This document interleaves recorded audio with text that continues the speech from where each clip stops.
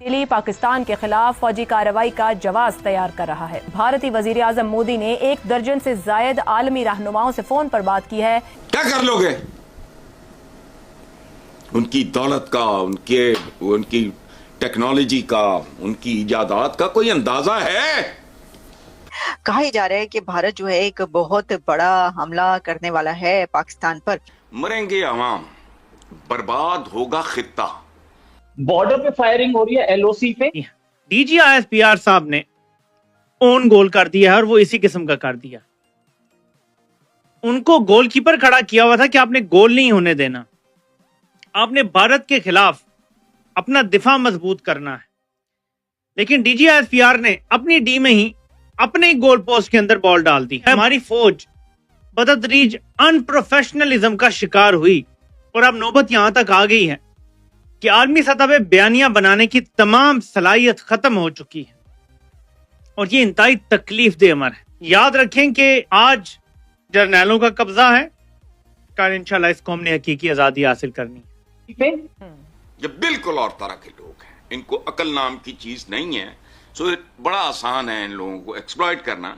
लेकिन शायद global village के जो चौधरी हैं, मतलब countries like China, America, Saudi Arabia, even UN, मतलब सऊदी अरेबिया की एक अटैचमेंट पाकिस्तान के साथ, वो मैं बरादर शरादर में तो बिलीव करने वाला आदमी नहीं हूं, लेकिन अटैचमेंट है, एक एसोसिएशन। दूसरी बात यह है कि बहुत से मुल्कों के इतने खौफनाक स्टेक्स हैं, ट्रिलियंस में। हिंदुस्तान में, हमारे यहां नहीं, हमारे यहां तो जो भी है, तो वो मेरा ख्याल है कि उनको हमसे बेहतर अंदाजा है कि अभी नहीं या कभी नहीं। ठीक हो गया।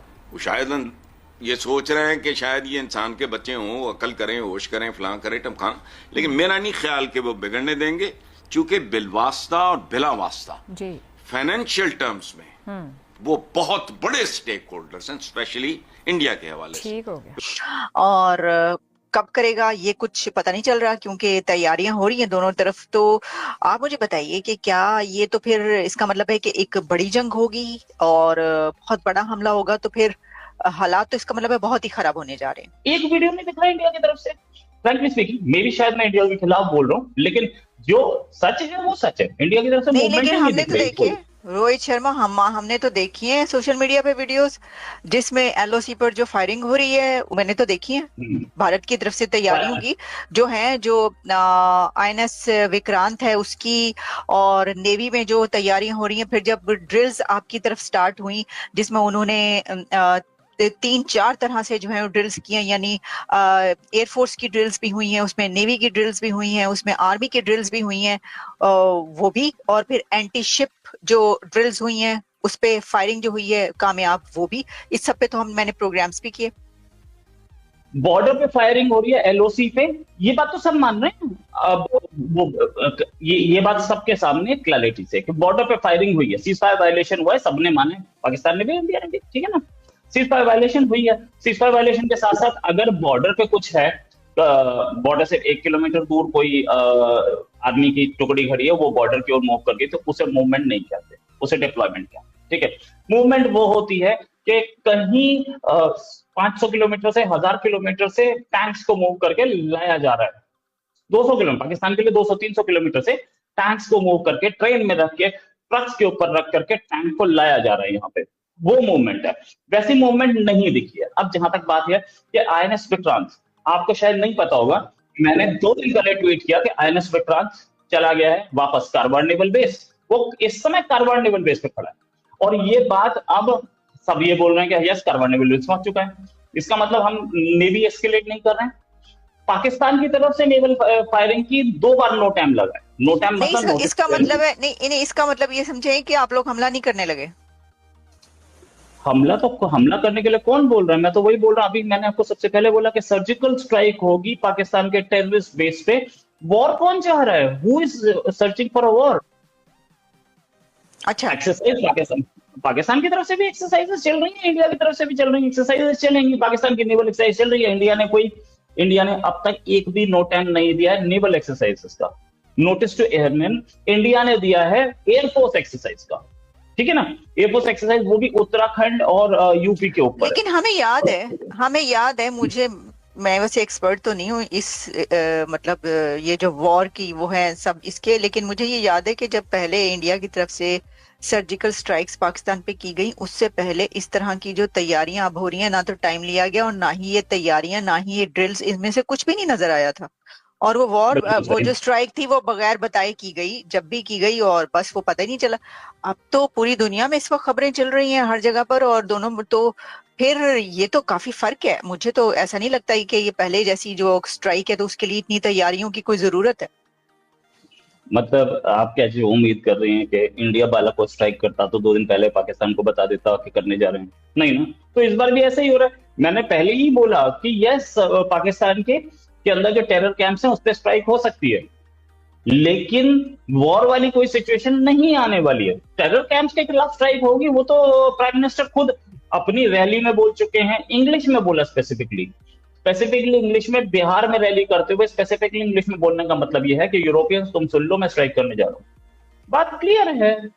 तो अगर प्राइम मिनिस्टर खुद बोल रहे हैं कि मैं स्ट्राइक करने जा रहा हूं, तो उसके बाद कहां पे कोई गुंजाइश बच जाती? When the Prime Minister himself is saying, तो India has been preparing for that कि हम स्ट्राइक करेंगे, नो डाउट अबाउट इट। कुछ मीटिंग्स हैं, कल कैबिनेट कमेटी ऑन सिक्योरिटी की एक और मीटिंग है, राष्ट्रपति महोदय से, प्रेसिडेंट से मीटिंग्स हुई हैं, हमारे एक्सटर्नल अफेयर्स मिनिस्टर और होम मिनिस्टर की, सारी चीजें हैं। लेकिन कोई फुल फ्लेजेड वॉर होगी ऐसे तो कोई इंडिकेशन नहीं है। और पाकिस्तान अगर बिना विदाउट एनी वार्निंग अंदर घुस सकता है इंडिया में तो घुस जाए, कोई प्रॉब्लम थोड़ी है। हम मना कहां कर रहे हैं।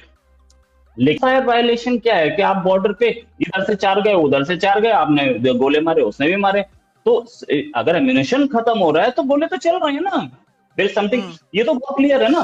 तो वो है। लेकिन इंडिया की तरफ से इस समय as we are talking, Pakistan ने एक नो टाइम लगाया हुआ है, नोटिस टू एयरमैन लगाया हुआ है कि आप इस्लामाबाद टू रावलपिंडी कोई फ्लाइट नहीं जाएगी। हम नहीं चाहते कि ऐसा बयानिया बने और ऐसा हमें नुकसान हो कि पाकिस्तान को लॉन्ग टर्म नुकसान। तो मेरे पाकिस्तानियों, पाकिस्तान बयानिया की जंग क्यों हार रहा है, मैं आपको 3-4 मिसालें देता हूं अभी। और एफपीआर साहब इल्म के मोती बिखेरते हुए कहते हैं कि भारत ने पाकिस्तानी मीडिया के यूट्यूब चैनल्स, एक्स अकाउंट्स और दूसरे अकाउंट्स को बंद कर दिया ताकि हकायक अवाम तक ना पहुंच सके, क्योंकि ये सच सामने आने से खौफजदा हैं, ये सच्चाई का सामना नहीं कर सकते।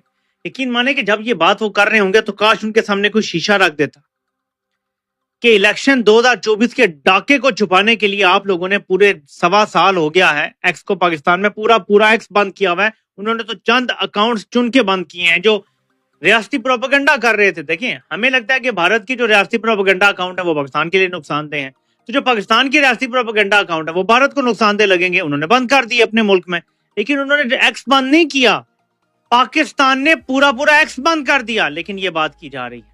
अब आपको दूसरी स्टेटमेंट बताता हूं, फिर मैं इन सब का जायजा लेके आपको बताता हूं कि हम बयानिए की जंग क्यों हार रहे हैं और हमारी फौज इतनी अनप्रोफेशनल कब से हो गई, क्यों हो गई और ये क्या चल रहा है।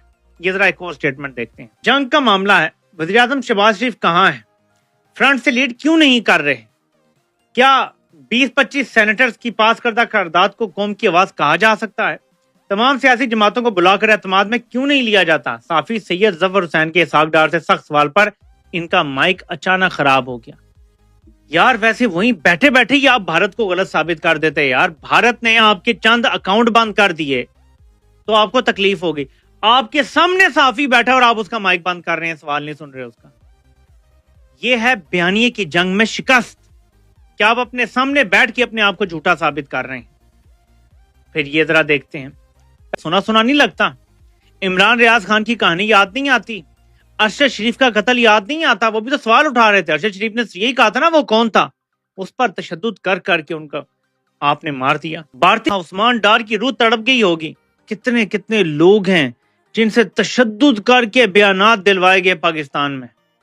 ये बातें करने की क्या जरूरत थी, आप मुझे बताएं। भारत भी तो देख रहा है, वो अब ये यहाँ से नैरेटिव उठाएगा और वो कहेगा जी आप लोग क्या कर रहे हैं अपने मुल्क में, आपने 26 नवंबर को अपने नेता शहरी मार दिए हैं, भारत को आपने बयानिया दे दिया।